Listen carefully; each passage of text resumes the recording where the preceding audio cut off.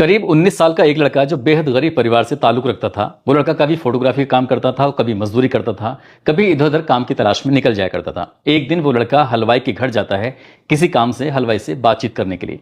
जब लगातार आवाज लगा रहा था तो आवाज लगाते लगाते घर में पता चलता है कि घर में कोई नहीं है, लेकिन बाथरूम की तरफ से आवाज आ रही थी। घर में इस वक्त कोई नहीं है, कौन हो, क्या बात है, क्या काम है। लड़का समझ जाता है कि ये हलवाई की बेटी है जो बाथरूम के अंदर नहा रही है। उस लड़के के दिमाग में गलत ख्याल आ जाता है। वो अपना मोबाइल निकालता है और नहाती हुई उस लड़की की वीडियो फोटोग्राफ अपने मोबाइल में कैद कर लेता है। लेकिन इस बात की भनक वो उस लड़की को लगने नहीं देता।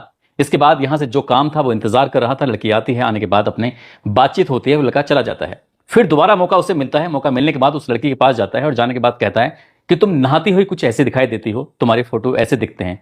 जैसे ही लड़की ने अपनी तस्वीरों को देखा, वीडियो को देखा, उसके पैरों तले जमीन खिसक जाती है। सोचने पर मजबूर हो जाती है कि आखिरकार उसके साथ ये हुआ क्या है। वो लगातार हाथ जोड़ रही थी, पैर जोड़ रही थी, तमाम कोशिशें कर रही थी, उस लड़के को समझाने की कोशिश कर रही थी, लेकिन लड़के के दिमाग में नहीं आता। अब लड़के ने उस लड़की से अजीब तरह की डिमांड रखना शुरू कर दिया, अपनी ख्वाहिशों को रखना शुरू कर दिया। कभी वो उसके साथ शारीरिक संबंध बनाने की बात करता था तो कभी उससे पैसे की डिमांड करने लगता है। लड़की ने कहा कि तुम बताओ कितने पैसे चाहिए। लड़के ने मांगे उससे 50,000 रुपए, लेकिन लड़की के पास इतनी मोटी रकम थी ही नहीं।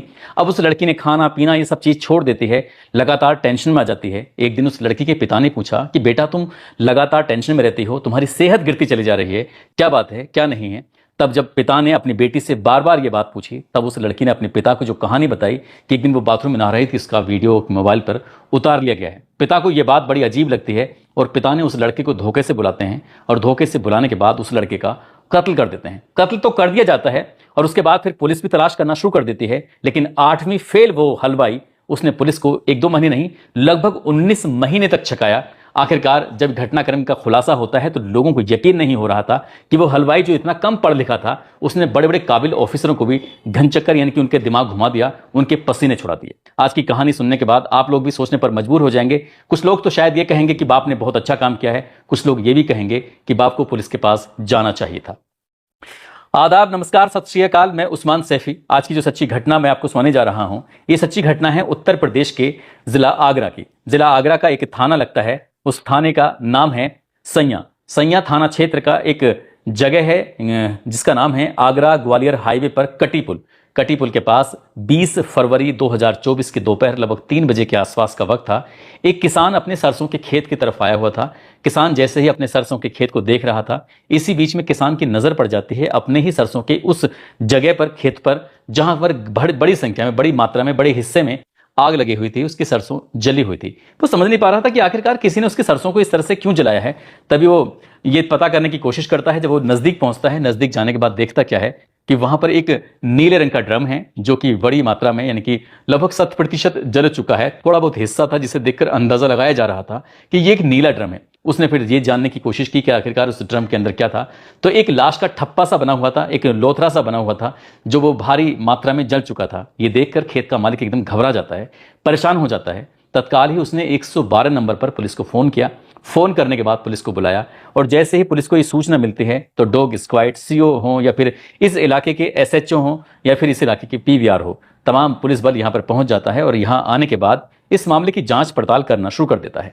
इस लाश को देखकर सहज ही अंदाजा लगाया जा रहा था जैसे कि किसी ने हत्या करने के बाद इस यहां पर लाकर इस लाश को जलाया है और ड्रम के अंदर सीधे सीधे आग लगा दी गई है। किसकी लाश है, किसकी नहीं है, पुलिस ने बस यही पता करने के लिए अपने स्तर से जो प्रयास कर सकते थे, पूरे जिले के अंदर वायरलेस कराया जाता है और वायरलेस कराने के बाद बताया जाता है कि एक अज्ञात लाश है। इसके बारे में जिस किसी को भी सूचना हो वो जल्दी से संपर्क करें। साथ ही जो आसपास के जिले थे, जो इस आगरा जिले की सीमा से सटे हुए जितने भी जिले थे, सभी जिलों को ये भी सूचना दी जाती है, वायरलेस कराया जाता है कि एक लाश मिली है और लाश किसकी है, इसके बारे में कोई जानकारी जिसके पास भी मिलती है तत्काल ये बताए, संपर्क करे पुलिस से। अब मीडिया वालों को बुलवाया जाता है, जो सोशल मीडिया के अलग अलग प्लेटफॉर्म पर जो वीडियो बनाते हैं, साथ ही इंस्टाग्राम पर काम करते हैं या फिर न्यूज़ पर काम करते हैं, सभी को बुलाया जाता है। सभी से कहा जाता है कि ये सूचना चारों तरफ फैला दो, जिससे ये पता चल सके कि आखिरकार किसी के घर में कोई व्यक्ति, कोई आदमी गायब हुआ है तो उसके बारे में पता चल सके। आखिरकार इसी बीच में जब पुलिस ने लगातार सूचना दी तो सूचना देने के बाद मलपुरा थाना लगता है, आगरा का ही एक थाना है, मलपुरा का एक गांव लगता है कबूलपुर, और कबूलपुर का रहने वाला एक व्यक्ति होता है जिसका नाम लाल सिंह होता है। दरअसल लाल सिंह 19 फरवरी 2024 की ये बात है। ये थाने जाता है, मलपुरा में जाने के बाद कहता है कि उसका 19 साल का बेटा है राकेश, जिसका नाम है राकेश। दरअसल घर से वो 18 तारीख को गया था फोटोग्राफी का काम करने के लिए, लेकिन घर वापस लौट कर नहीं आया। तभी दरोगा को याद आता है, उसने कहा कि एक लाश मिली है, वहां चलते हैं। यानी कि ये 19 तारीख में ये सूचना देके आया था थाने में, और 20 तारीख को ये अगले दिन 3 बजे के आसपास लाश मिली थी। दरोगा ने इस लाल सिंह को बुलाया। लाल सिंह को बुलाने के बाद सीधा वहीं पहुंच गया, सैया थाना क्षेत्र के उसी जंगल में, उसी जगह पर जहां पर सरसों के खेत में वो लाश थी। अब उस लाश को दिखाया जाता है लाल सिंह को। लाल सिंह लाश देखता है, देख के कहता है कि साहब ये मेरे बेटे की लाश नहीं हो सकती, ये मेरे बेटे की लाश नहीं है। तो साफ साफ इनकार कर देता है। पुलिस वाले बार बार कह रहे थे कि एक बार गौर से देख लो, कुछ भी जो भी बारीक से बारीक चीज यहां पर दिखाई दे रही है आप एक बार देख लो, हो सकता है यहां से आपको कुछ सफलता मिल जाए। लेकिन लाल सिंह ने साफ इनकार कर दिया। लाल सिंह ज्यादा पढ़ा लिखा भी नहीं है, ज्यादा होशियार भी नहीं है, गरीब आदमी है, वो ज्यादा चीजों को समझ नहीं पा रहा था। पुलिस ने तमाम कोशिशें की, लेकिन वो वहां से चला जाता है। अब ये तो यहां से चला जाता है, तभी पुलिस का इसके पास दोबारा फोन पहुंचता है कि जहां पर ये लाश मिली है वहां से करीब 10 किलोमीटर दूर इसके बेटे की मोटरसाइकिल भी मिल जाती है। अब मोटरसाइकिल के बारे में बताया जाता है, उसकी जो लावारिस अवस्था में पड़ी हुई थी। पुलिस वाले उस इलाके को पूरे जंगल में डॉग स्क्वाड की मदद से, आसपास के गांव वालों की मदद से, सीसीटीवी कैमरे की मदद से, सर्विलांस टीम की मदद से तमाम कोशिशें करने लगती है, और वहां उस इलाके में ढूंढने की कोशिश कर रही थी। उसके जितने भी दोस्त थे, जिसका नाम राकेश था, उस लाल सिंह के बेटे का, तमाम कोशिशें की जा रही थी, लेकिन वहां से कोई सफलता मिलती नहीं है। पुलिस ने इस लाश को कब्जे में लिया, जो जली हुई लाश थी, कब्जे में लेने के बाद पोस्टमार्टम के लिए भेज दिया। उधर इसका पोस्टमार्टम हो रहा था। इसी बीच में राजस्थान प्रदेश के जिला भरतपुर का गांव लगता है कुंभेर। कुंभेर का रहने वाला एक व्यक्ति, जिसका नाम मानीराम होता है, मानीराम शर्मा। हालांकि मानीराम शर्मा तो मर चुका है, लेकिन उसके परिवार के बाकी लोग यहां आगरा के पोस्टमार्टम हाउस में पहुंच जाते हैं, और पोस्टमार्टम हाउस में आने के बाद कहते हैं कि साहब 9 फरवरी 2024 को हमारा बच्चा, जिसका नाम रूपचंद शर्मा है, वो दरअसल घर से लापता हो चुका है, गायब हो चुका है, जिसकी उम्र लगभग 28-30 साल के आसपास बताई जाती है। अब उसके बाद फिर पुलिस वालों ने सीधा पोस्टमार्टम हाउस से लेके परिवार को लेके जाते हैं। वो लाश दिखाई जाती है, और लाश देखने के बाद भरतपुर से आए वो लोग जोर जोर से रोने लगते हैं, चीखने लगते हैं, चिल्लाने लगते हैं। चीखते हुए चिल्लाते हुए कह रहे थे कि साहब ये हमारे ही बेटे की लाश है, जिसको हम ढूंढ रहे थे। अब पुलिस वालों ने उसके पंचनामा भरा। पंचनामा भरने के बाद इस लड़के के रूपचंद की जो लाश थी, जिसकी शिनाख्त कर ली गई थी, वो परिवार को सौंप दी जाती है, और उसके बाद फिर जो भी एक लिखा पड़ी होती है वो पूरी कार्रवाई कर ली जाती है। वो जाते हैं, उसका अंतिम संस्कार कर देते हैं, और परिवार वालों का भरतपुर में रो रो कर बुरा हाल हो जाता है, क्योंकि उस लड़के की किसने हत्या की, किसने नहीं की, वो अपने स्तर से इस मामले की जांच पड़ताल करना शुरू कर देते हैं। इधर जो लाल सिंह है वो अपने बेटे को लगातार तलाश कर रहा है। अब उसके बाद फिर वो आसपास के लोगों से, जो संभ्रांत लोग हैं, मजबूत लोग हैं, जो जानकार लोग हैं, जो पैसे वाले लोग हैं, जिनकी पुलिस ज्यादा सुनती है, उनके पास जाता है, हाथ जोड़ते हुए कहता है कि साहब मेरा बेटा है, 19 साल का, राकेश उसका नाम है, कभी मजदूरी कर लेता है, कभी फोटोग्राफी कर लेता है, उसकी ढूंढने में मदद करा दीजिए। वो नेताओं के पास जाता है, विधायकों के पास जाता है, सांसद के पास जाता है। जैसे जैसे वो वहां जाता है, वहीं से पुलिस के पास फोन पहुंच जाता है। पुलिस कहती है कि हम तलाश कर रहे हैं, हमारी कोशिश जारी है, हम अपनी तरफ से पूरी प्रयास कर रहे हैं, तुम्हें चिंता करने की कोई बात नहीं है। दरअसल उसका बेटा 18 फरवरी 2024 को लापता हुआ था, और फरवरी निकल जाता है, मार्च, अप्रैल, मई, जून, जुलाई, अगस्त, इस तरह से लगातार ये वक्त पर वक्त आगे बीत रहा था। लेकिन जब उसकी कोई सुनता नहीं है, वो रोज थाने जाता था, थाने जाने के बाद बैठ जाया करता था। पुलिस वाले भी उससे बहुत ज्यादा परेशान हो चुके थे। आखिरकार इस बूढ़े आदमी का क्या करें, जब लगातार ये आता है, बैठ जाता है। तब पुलिस वाले उसकी जब नहीं सुन रहे थे, उसको प्यार से समझाकर, डरा कर, धमका कर, जैसा था वैसा वहां से भेज दिया करते थे। किसी ने उसे सलाह मशवरा दिया कि आपको कोर्ट जाना चाहिए, कोर्ट जाओगे तो शायद पुलिस इसमें मामले में कुछ कार्रवाई करेगी। ये जब कई महीने बीत जाते हैं, आखिरकार जून का वो महीना था।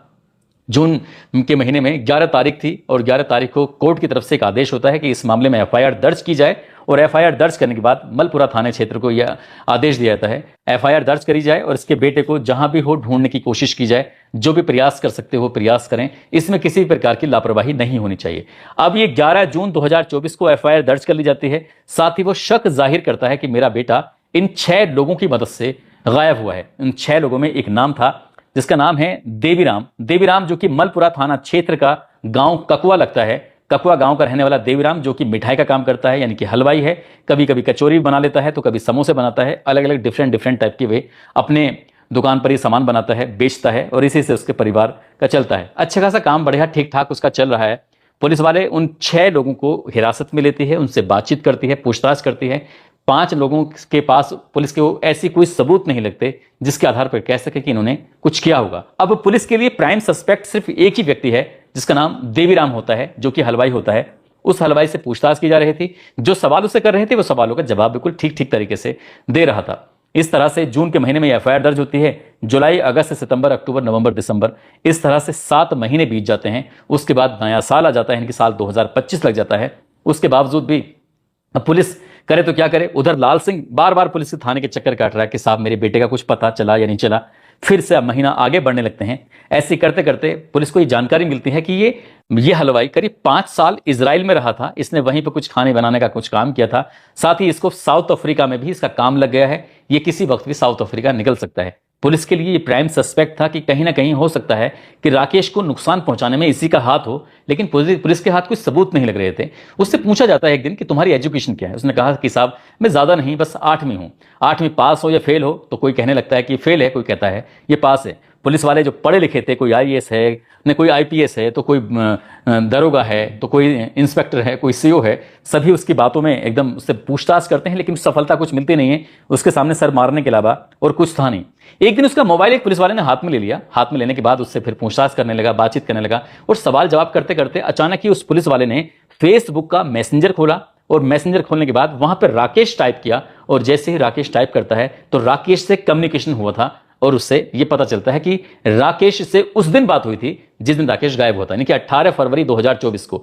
बस पुलिस की नींद यहीं से खुल जाती है। पुलिस को एक सबूत हाथ लग जाता है। अब पुलिस ने जो सीडीआर निकलवाई थी उसको फिर से बारीक से खंगालना शुरू किया, तो पता चलता है कि खारी नदी है। खारी नदी में 18 फरवरी 2024 की रात को उस लड़के की भी लोकेशन अंतिम वही थी, और इसकी भी लोकेशन वहां देखी गई थी, लेकिन पुलिस ने सरसरी नजर से उस पर नजर नहीं डाल पाई। और इसलिए फिर पुलिस ने जब सबूतों को जोड़ना शुरू किया है, तो देवीराम को पुलिस ने फिर से हिरासत में लिया, और हिरासत में लेने के बाद शुरुआत में पुचकार के कि जो सच सच है वो बता दो, बाकी हम तुम्हारी मदद कर देंगे। पुलिस ने कुछ इसी तरह से हाथ रखा, लेकिन जब वो नहीं माना तो पुलिस ने फिर सख्ती से उससे पूछताछ करना शुरू किया है। 15 सितंबर 2025 को आखिरकार उसे पुलिस ने हिरासत में लेने के बाद उससे जब सख्ती से पूछताछ करना शुरू किया है, तब उसने बताना शुरू किया। उसने कहा कि साल ये 2023 की बात है। एक दिन ये लड़का राकेश, जो कि उसके गांव से लगभग 1.5 किलोमीटर दूर रहता है, ज्यादा नहीं, कभी वो मजदूरी करता है, कभी फोटोग्राफी काम करता है, कभी कुछ करता है। एक दिन वो उसके घर पे चलाता है, घर पे था नहीं। इसी बीच में उसकी बेटी बाथरूम में नहा रही थी। नहाते हुए उसने उसकी बेटी का वीडियो बनाया, और उसने वीडियो बनाने के बाद फोटो बनाए, और वो उसकी बेटी को लगातार ब्लैकमेल कर रहा था, उसके साथ गलत काम करने की कोशिश कर रहा था। बेटी परेशान हो रही थी। एक दिन मैंने बेटी से पूछ लिया, तो बेटी ने बताया कि वो जो लड़का जो फोटोग्राफी काम करता है वो उसे काफी वक्त से परेशान कर रहा है।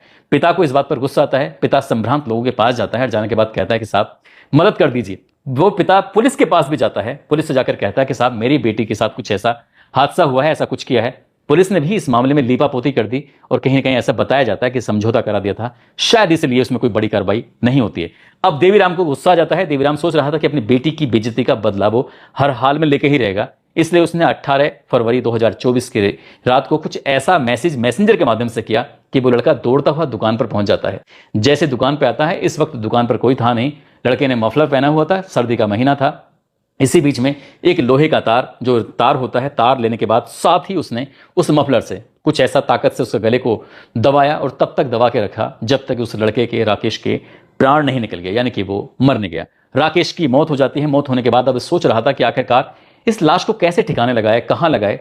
तभी वो नित्या किशोर, जो कि इसका खुद का भतीजा होता है हलवाई का, उसको वो मैसेज करता है, फोन करता है, बुलाता है, कहता है बेटा एक बात हो चुकी है, तुम्हारी बहन के साथ कुछ ऐसा हुआ है, तो मेरी मदद कर दो।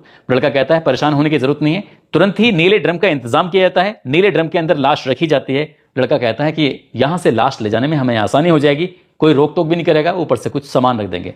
जैसी प्लानिंग थी वैसे करते हैं। एक लोडर की व्यवस्था कराई जाती है, और लोडर की व्यवस्था कराने के बाद उस लोडर में रखकर वो यहां से चले जाते हैं। लगभग 20 किलोमीटर दूर ग्वालियर आगरा हाईवे पर एक कटी पुल है। कटी पुल के पास सरसों का खेत है। सरसों खेत में ले जाने के बाद उस ड्रम को रख देते हैं। बड़ी मात्रा में वो अपने साथ पेट्रोल भी लेके आए थे, ज्वलनशील पदार्थ भी लेके आए थे। लाने के बाद जितना उसमें डाल सकते थे उतना डाल देते हैं। डालने के बाद उसमें आग लगा देते हैं। जैसे ही उसमें आग लगाते हैं, आग लगाने के बाद इसके बाद आराम से छुपकर तसल्ली से देख रहे थे। जब वो काफी मात्रा में जल जाता है, तो जलने के बाद उन्हें फिर इत्मीनान हो जाता है कि उस लाश को देखते हैं अंतिम रूप में, और अंतिम रूप में लाश देखने के बाद उन्हें लग जाता है कि शायद अब किसी को पता नहीं चलेगा, अब इसकी शिनाख्त नहीं हो पाएगी, पहचान नहीं हो पाएगी। लेकिन पुलिस ने आखिरकार जब उस लड़के के, यानी कि मरने वाले का डीएनए कराया था, तो डीएनए सैंपल इस की मां का भी लिया गया था। साथ ही जो भरतपुर में जो लाश लेके गए थे उनका भी डीएनए लिया गया था। जब डीएनए मैच कराया गया तो भरतपुर वालों से डीएनए मैच नहीं हुआ था, और इस लड़के के राकेश की मां से उसका डीएनए सैंपल मैच हो गया था। और इसी के आधार पर ही उन्होंने इस देवीराम को पुलिस ने हिरासत में लिया और हिरासत में लेने के बाद उससे पूछताछ की। करीब 1.5 किलोमीटर दूर वो रहता है, लड़की का गांव और उस लड़के के गांव में 1.5 किलोमीटर का फासला है और 1.5 किलोमीटर का फासला तय करने में पुलिस को लगभग 19 महीने का समय लग जाता है। जब पुलिस ने इस घटनाक्रम का खुलासा किया था तो लोगों को यकीन नहीं हो रहा था। ऐसा लग रहा था जैसे कि उस कम पढ़े लिखे व्यक्ति ने दृश्यम का पहला पार्ट, दृश्यम का दूसरा पार्ट देखकर ही पूरी कहानी को रची हो। हालांकि ये कहानी पहले आ चुकी है, इस कहानी से उस कहानी का कोई मेल नहीं है, लेकिन वाकई उस देवीराम ने जो हलवाई है उसने ये जुगाड़ बिठा लिया था, साउथ अफ्रीका में नौकरी की तलाश कर ली थी। पुलिस वालों को जैसे ही बात का पता चलता है कि वो साउथ अफ्रीका भाग सकता है, इसलिए उन्होंने कहा कि तुम अपना पासपोर्ट जमा कर दो और जब तक ये केस हल नहीं हो जाता तब तक तुम यहां से कहीं जाओगे नहीं। फिलहाल वो सलाखों के पीछे अपनी जिंदगी गुजार रहा है और पुलिस इस मामले में चार्जशीट लगाकर उस बूढ़े पिता को, जो गरीब आदमी है, अपने बेटे को इंसाफ दिलाने की बात कर रही है।